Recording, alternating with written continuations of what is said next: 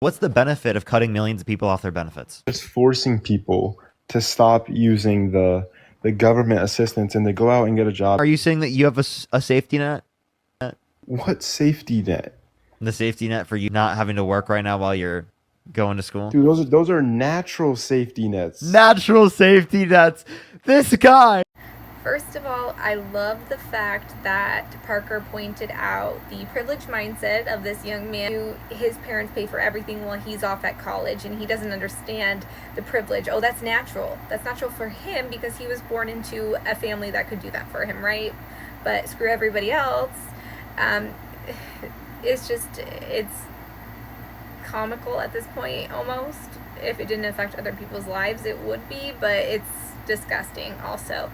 But I think something that's not brought up enough in this conversation, and especially when conservatives want to say things like, oh, why is race brought into politics and policy? That happened years ago. We shouldn't even be talking about it. And they want to come up with all these excuses.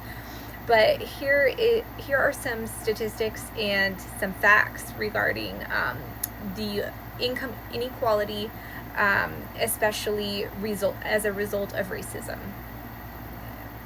Back in World War II, we had black men that went off and fought during the wars. One of the incentives during that time was people that were veterans qualified for VA loans, home loans, okay?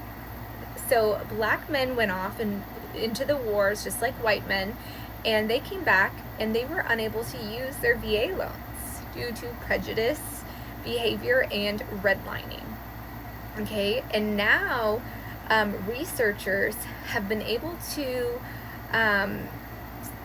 dissect the true impact on what that has resulted to today in this mass income inequality between white and black people.